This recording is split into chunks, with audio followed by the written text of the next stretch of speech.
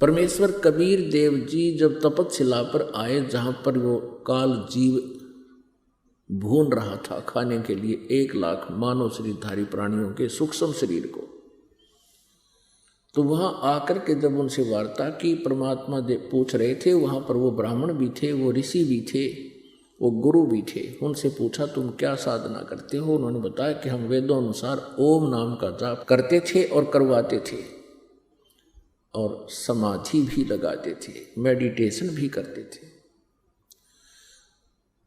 और फिर भी उनकी वह तपस्या के ऊपर दुर्गति हो रही थी। तो परमेश्वर ने कहा कि तुम्हारी यह साधना क्या आड़े अड़ी, अब क्या साधना थी, तुम्हारी दुर्गति यहाँ हो रही है। तब तो वो मान गए, हाँ जी हमारे कोई आड़े नहीं आई। तो परमात्मा ने बताया कि तुम ओम नाम का जाप जपते थे। वह कहाँ जी, और ये भी बताया उन्होंने कि हम गायत्री मंत्र जाप करते थे तब, और हवन भी करते थे। तो परमेश्वर ने बताया कि जैसे यज्ञ क्या चीज होती हैं, ये 5 यज्ञ होती हैं, 5 यज्ञ करनी चाहिए। एक यज्ञ है धर्म की, दूसरी यज्ञ है ध्यान, और तीसरी यज्ञ हवन की, चौथी यज्ञ प्रणाम, 5वीं यज्ञ ज्ञान की। इन ज्ञान यज्ञों से क्या लाभ है? यज्ञों से मोक्ष नहीं है, यज्ञों से मोक्ष नहीं होता। एक मंत्र है, परमात्मा के पाने का एक नाम है, मंत्र है, जाप है, उससे मोक्ष होता है। लेकिन उस मोक्ष प्राप्ति में ये यज्ञ सहयोगी हैं, ये यज्ञ सहयोगी हैं। कैसे? जैसे खेत में किसान बीज बीजता है, गेहूं का बीज बीज दिया और खाद और पानी डाला नहीं, तो वो बीज व्यर्थ रहेगा। और यदि गेहूं का बीज बीजा नहीं और खाद और पानी डालते रहे, सिंचाई भी करते रहे, तो वो भी व्यर्थ है। गेहूं के बीज के स्थान पर भांग बो दी, गेहूं ना बीज कर, तो और फिर ये 5 यज्ञ करते रहे, अर्थात खाद पानी डालते रहे, तो भी व्यर्थ है। क्योंकि अन्न से हमारा जीवन सुरक्षित है, बच्चों का भी हमारा भी। अब ध्यान से सुनना, ये दास कहना क्या चाहता है। जैसे हमने आम का पौधा बीजना है, आम का पौधा बीज दिया, उसमें खाद और पानी डालते रहे, तो एक दिन वो बड़ा होकर के फलों से लदबद होगा और हमें वो वस्तु उपलब्ध होगी जिसके लिए प्रयत्न किया था। और आम के स्थान पर हमने बबूल आम जान कहे और बबूल का पौधा बो लिया और सिंचाई भी करते रहे, खाद भी डालते रहे, तो वो क्या देगा? आम नहीं लगेंगे, वो बबूल के कांटे ही मिलेंगे। तो कहने का भाव ये है, परमात्मा ने कहा कि तुमने ओम नाम का जाप किया, हवन भी किया, एक यज्ञ किया। वैसे तो 5 यज्ञ करने चाहिए, वैसे दूसरा यज्ञ स्वाध्याय से हो जाता है, जिसको ज्ञान यज्ञ कहते हैं। अब परमात्मा बताते हैं कि तुमने प्रयत्न किया, लेकिन बबूल का बीज बो लिया, ओम का मंत्र जाप कर दिया, ये बबूल का बीज है।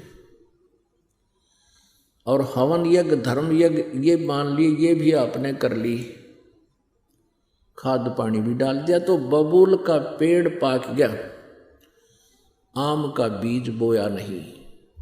अर्थ करने का भाव यह है कि आप जी ने पूर्ण परमात्मा की साधना नहीं की, इस काल ब्रह्म तक की साधना की, या ब्रह्म के पुत्र हैं रजगुण ब्रह्मा, सतगुण विष्णु, तमगुण शिव जी, इन देवताओं की जो पूजा की, इससे तुम्हें मोक्ष नहीं हो सकता। जिस कारण से आप यहाँ तपस्या पर दुखी हो रहे हो, और इसके बाद आप कुछ दिन ब्रह्मलोक में रहोगे, क्योंकि ओम नाम के जाप है। उसके बाद आप नरक में भी जाओगे, क्योंकि पूर्ण परमात्मा की जब तक भक्ति हमें नहीं मिलती पूर्ण संत के माध्यम से, तब तक हम अपना वर्क डन ही पाते हैं, किया हुआ कर्म ही प्राप्त होता है। जैसा कर्म करेगा वैसा ही फल यहाँ का भगवान देता है। आपको पुण्य भी मिलेंगे, पुण्यों का फल भी मिलेगा, भक्ति का फल भी मिलेगा। जैसी ओम नाम की जाप आपने किया और कोई पुण्य दान किया वो भी फल मिलेगा, और साथ में आपने पाप भी भोगने पड़ेंगे। अब यहाँ की व्यवस्था है, यहाँ इस काल के लोक में काल ने हमें इतना विवश कर दिया है कि जैसे यहाँ पर पाप तो अपने आप बिना किए बगैर प्रयत्न के ही होते रहते हैं, और पुण्यों के लिए विशेष प्रयत्न करना पड़ता है, शुभ कर्म के लिए विशेष प्रयत्न करना पड़ता है, और अशुभ अपने आप होते हैं। जैसे खेत के अंदर हमने गेहूं बीजना है तो उसके लिए कितना मेहनत मांगता हो खेत। पहले उसकी गुड़ाई करनी पड़ती है, हल से ट्रैक्टर से उसको संवारना पड़ता है, और फिर उसमें कीमती बीज डालना पड़ता है, फिर सिंचाई और खाद डालना पड़ता है, और तब जा कर के वो कहीं हमें वो कणक यानी गेहूं प्राप्त होता है। और यदि उस खेत में कुछ भी ना डाला, ना बीज बोए ना कुछ पानी डाले, तो अपने आप खरपतवार उसमें अपने आप अड़ंगा उग जाएगा। यहाँ का ऐसा नियम है। जब हम सत साधना करेंगे, परमात्मा की भक्ति करेंगे, तो उसके लिए हमने समय भी डिवोट करना पड़ेगा, और हमने दान भी करने पड़ेंगे, साधना भी करनी पड़ेगी। शुभ कर्मों के लिए तो खूब कमर तोड़ मेहनत करनी पड़ेगी, और अशुभ अपने आप हो जाएंगे। पृथ्वी ऊपर पग जो धारे, करोड़ जीव एक दिन में मारे। सत्य ब्राह्मण की है हत्या, जो चौका तुम देवो नेता। ब्राह्मण सेंस हत्या जो होई, जल स्नान करत हो सोई। खान पान में दमन प्राणी, कैसे पावो मोक्ष निशानी। अब परमात्मा कबीर जी ने अपनी प्यारी आत्मा धर्मदास जी को, जो शास्त्र विधि त्याग का मनमानी साधना मनमाना आचरण करते हुए फिर रहे थे, तीर्थों पर जा रहे थे, राम और कृष्ण शंकर भगवान की पूजा करते थे, उसको परमेश्वर ने बताया था कि धर्मदास जी आप यहाँ तीर्थ पर आए हो मथुरा में, बांधवगढ़ से चलकर। मध्य प्रदेश में बांधवगढ़ है और उत्तर प्रदेश में ये मथुरा है। वहाँ से चलकर धर्मदास जी पैदल आए थे। आज से 600 वर्ष पहले की बात है, 550 वर्ष पहले। तो धर्मदास जी कह रहा था कि हम जीव हिंसा नहीं करते, क्योंकि कबीर परमेश्वर जी वहाँ उस समय एक मुसलमान फकीर के रूप में विराजमान थे और प्रश्नोत्तरी चल रही थी। जब परमेश्वर कबीर देव जी ने बहुत से प्रश्न उसके रिजेक्ट कर दिए, तब उसको दुख हुआ, कहने लगा कि हम कोई जीव हिंसा नहीं करते, हम पाप नहीं करते।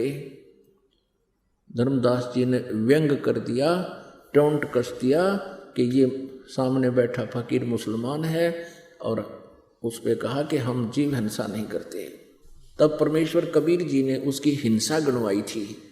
धर्मदास जी ने क्या किया था मथुरा में, पहले कुछ गाय के गोबर से और मिट्टी मिला करके कुछ स्थान लीपा था, मड प्लास्टर किया था उसके ऊपर के, और वहाँ बैठ के पहले तो उसने अपना नित्य नियम किया, प्रतिदिन जो स्वाध्याय करता था, कर्म कांड करता था, कोई मंत्र जाप करता था। उसके बाद फिर उसी स्थान पर भोजन तैयार किया, लीप लाप के ऐसे ही भोजन तैयार किया, अपना खाना बनाया।